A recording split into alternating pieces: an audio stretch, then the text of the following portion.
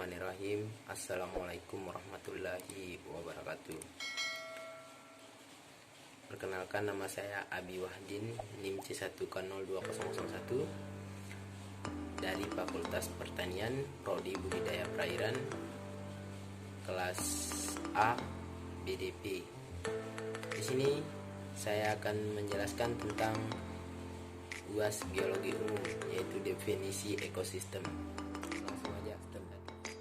Ekosistem adalah suatu ekologi yang berbentuk oleh sistem timbal balik yang tidak terpisahkan antara makhluk hidup dengan lingkungan ekologi. Ekologi adalah ilmu yang mempelajari tentang hubungan timbal balik antara organisme dengan lingkungan hidupnya. Ekosistem adalah suatu timbal balik tak terpisahkan antara makhluk hidup dengan lingkungan. Ekosistem bisa dikatakan juga suatu tatanan kesatuan secara utuh dan menyeluruh antara segenap unsur lingkungan hidup yang saling mempengaruhi. Ekosistem merupakan penggabungan dari setiap unit biosistem yang melibatkan interaksi timbal balik antara organisme dan aliran fisik, sehingga aliran energi menuju kepada sesuatu struktur biotik tertentu dan terjadi suatu siklus materi antara organisme dan anorganisme matahari sebagai sumber dari semua energi yang ada. Dalam ekosistem, organisme adalah komunitas berkembang bersama-sama dengan lingkungan fisika sebagai suatu sistem organisme akan beradaptasi dengan lingkungan fisik untuk keperluan hidup, kehadiran, kelimpahan, dan penyebaran suatu spesies. Dalam ekosistem ditentukan oleh tingkat ketersediaan sumber daya serta kondisi faktor kimiawi dan fisika yang harus berbeda dalam kisaran yang dapat ditoleransi oleh spesies tersebut. Inilah yang disebut hukum toleransi. Misalnya, pada memiliki toleransi yang luas terhadap suhu namun memiliki toleransi terhadap makanannya, yaitu bambu. Adapun manfaat mempelajari ekosistem, kita bisa tahu lebih rinci tentang proses makhluk hidup berinteraksi dengan lingkungan, dan kita lebih mengenal tentang keadaan lingkungan kita. Ya, inilah manfaat mempelajari ekosistem. 1. Menimbulkan rasa ingin tahu terhadap kondisi lingkungan alam. 2. Memberikan wawasan akan konsep alam yang berguna dalam kehidupan sehari-hari. 3. Ikut menjaga, merawat, mengolah, dan melestarikan alam. 4. Mempunyai kemampuan untuk mengembangkan ide-ide mengenai lingkungan dalam sekitar. 5. Konsep yang ada dalam ilmu pengetahuan alam berguna untuk menjelaskan berbagai peristiwa alam dan menemukan cara untuk memecahkan permasalahan tersebut.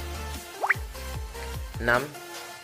Membangun rasa cipta pada alam yang telah diciptakan oleh Tuhan Yang Maha Esa. 7. Menyadarinya pentingnya peran alam dalam kehidupan sehari-hari. 8. Dapat memberikan pengetahuan tentang teknologi dan dampak serta hubungan dengan kehidupan manusia sehari-hari. 9. Memberikan pengetahuan untuk mengetahui perkembangan makhluk hidup dari zaman ke zaman. 10. Memberikan pengetahuan tentang perkembangan proses penciptaan alam semesta hingga seperti saat ini. Mungkin itu saja untuk manfaat. Dan yang ketiga, saya akan menjelaskan komponen ekosistem biotik dan abiotik. Komponen biotik dan abiotik ini dalam suatu ekosistem saling berhubungan. Biotik itu sendiri merupakan salah satu komponen suatu lingkungan, sedangkan abiotik merupakan segala sesuatu yang tidak bernyawa. Suatu ekosistem terdiri dari beberapa komponen di dalamnya. Ekosistem itu sendiri yang ekologi yang terjadi dengan adanya hubungan timbal balik. Timbal balik tersebut tidak akan terpisah antara makhluk hidup dengan lingkungan. Komponen tersebut ialah biotik serta abiotik. Ekosistem dalam satu lingkungan terdiri dari berbagai komponen. Kedua komponen inilah yang mempengaruhi sebuah lingkungan. Komponen biotik. Definisi dari komponen biotik yaitu suatu yang ada dalam ekosistem komponen tersebut yang mengacu pada makhluk hidup. Hal yang dimaksud makhluk hidup di sini meliputi manusia, hewan, tumbuhan, organisme. Komponen inilah yang akan membentuk suatu jaringan-jaringan tersebut yang dinamakan rantai makanan. Rantai makanan merupakan proses di mana makhluk hidup tersebut saling makan-memakan. Tingkatan rantai makanan diawali dari produsen, konsumen hingga tingkat pengurai. Berdasarkan tingkat komponen biotik dibagi menjadi 3. Yang pertama, komponen produsen. Setiap komponen biotik dan abiotik memiliki beberapa macam urutan produsen, bisa disebut juga dengan organisme. Autotrof produsen merupakan komponen biotik yang dapat menghasilkan makanan sendiri. Adapun yang termasuk golongan organisme antara yaitu tumbuhan. Mengapa tumbuhan bisa dikatakan sebagai produsen komponen biotik? Sebab tumbuhan dapat membuat makanan sendiri melalui proses fotosintesis. Tumbuhan memperoleh makanan, klorofil pada tumbuhan memperoleh makanan sendiri seperti karbon dioksida, air, dan sinar matahari. Kembali lagi pada konsumen. Yang kedua, konsumen bisa disebut dengan organisme heterotrof. Komponen biotik yang satu ini tidak dapat menghasilkan makanan sendiri dalam review komponen biotik dan abiotik ini. Yang ketiga, pengurai. Tingkat terakhir pada komponen biotik yaitu pengurai. Proses makanan makan-memakan dalam ekosistem paling bawah diduduki oleh perguruan atau dekomposer.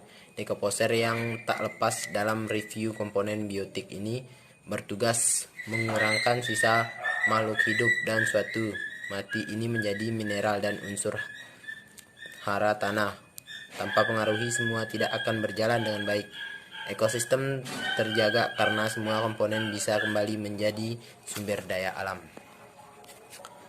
Adapun yang kedua, komponen abiotik.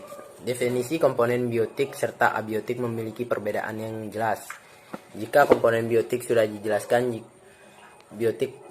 dijelaskan saat ini, giliran komponen abiotik. Komponen abiotik itu segala sesuatu yang tidak bernyawa. Komponen yang dimaksud di dalamnya seperti air, tanah, iklim, udara, dan masih banyak yang lainnya. Ada 3 komponen untuk komponen abiotiknya.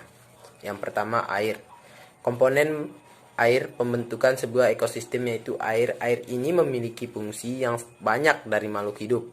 Tanpa air makhluk hidup tidak bisa bertahan hidup.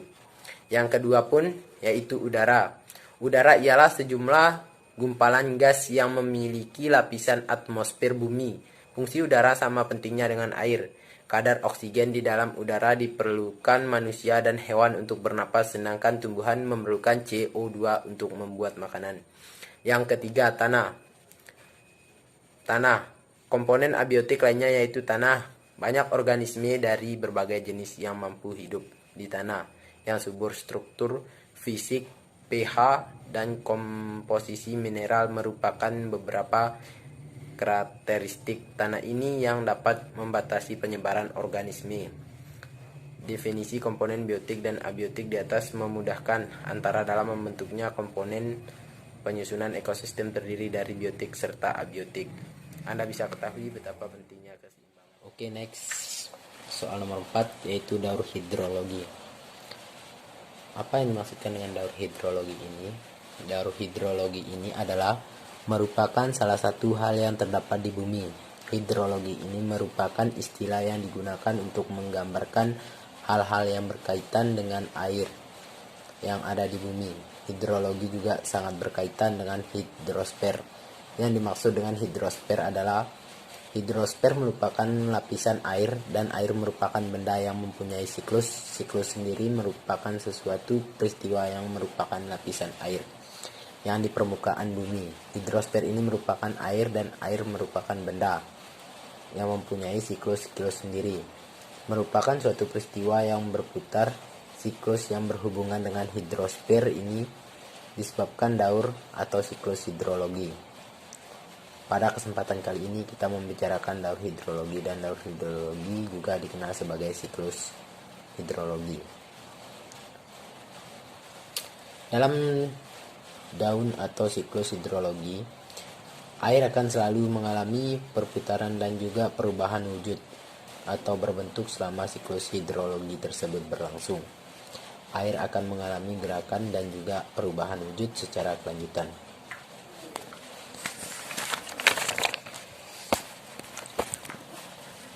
Saya temukan 3 macam daur atau siklus hidrologi. Yang pertama, daur atau siklus pendek. Jenis daun atau daur siklus hidrologi yang pertama adalah siklus air pendek, merupakan suatu proses peredaran air dengan jangka waktu yang relatif cepat. Yang kedua, daur atau siklus sedang. Setelah ada daur atau siklus hidrologi pendek, selanjutnya ada daur atau siklus hidrologi sedang. Siklus atau daur hidrologi sedang ini merupakan daur yang terjadi dengan air laut mengalami evaporasi atau penguapan menuju atmosfer dalam bentuk uap air dikarenakan oleh panas matahari. Dan yang ketiga, daur atau siklus panjang. Kita telah mengetahui penjelasan dan juga tahapan-tahapan dari siklus atau daur pendek, dan sedangkan selanjutnya ada siklus atau daur hidrologi panjang. Ya, next, nomor 5. Jenis-jenis ekosistem. Interaksi pada ekosistem air tawar, yaitu 1. Danau. Ikan-ikan memangsa zooplankton dan plankton predasi. B. Ikan-ikan saling berebut makan, zooplankton dan fitoplankton. Itulah interaksi pada ekosistem air tawar. Ekosistem sungai adalah contoh utama dari ekosistem lotik. Lotik mengacu pada air yang mengalir, dari bahasa Latin teratasi, yang berarti dicuci. Perairan liar berkisar dari mata air yang hanya selebar beberapa sentimeter sehingga sungai-sungai besar dan beberapa kilometer. Sebagian besar artikel ini berlaku untuk ekosistem lotik secara umum. Kita beralih ke interaksi pada ekosistem air laut. Untuk ekosistem hutan bakau, sebagai daerah pemeliharaan antara laut dan daratan, hutan mangrove mempunyai gradien sifat lingkungan yang sangat ekstrim. Pasang surut air laut menyebabkan terjadinya perubahan beberapa faktor lingkungan yang besar, terutama suhu dan salintas. Oleh karena itu, hanya beberapa tumbuhan yang memiliki daya toleransi yang tinggi terhadap lingkungan yang ekstrim tersebut yang mampu bertahan hidup dan berkembang di dalamnya. Kita beralih ke interaksi ekosistem pantai. Interaksi yang dapat terjadi di pantai antara komponen biotik dan biologik adalah penyu-penyu yang membutuhkan pasir untuk bertelur dan ikan yang memerlukan air untuk tempat hidup. Itulah interaksi pada ekosistem pantai. Yang terakhir, interaksi ekosistem laut lepas. Ekosistem laut atau disebut juga ekosistem bahari merupakan ekosistem yang terdapat di perairan laut, terdiri atas ekosistem perairan dangkal, litoral, dan ekosistem pasang surut. Ekosistem laut pada umumnya memiliki tingkat keanekaragaman hayati yang tinggi, sehingga diperkirakan memiliki ketahanan yang baik terhadap spesies invasif. Ya, mungkin itu saja yang dapat saya sampaikan. Kurang lebihnya saya mohon maaf. Wabillahi taufiq walhidayah. Wassalamualaikum.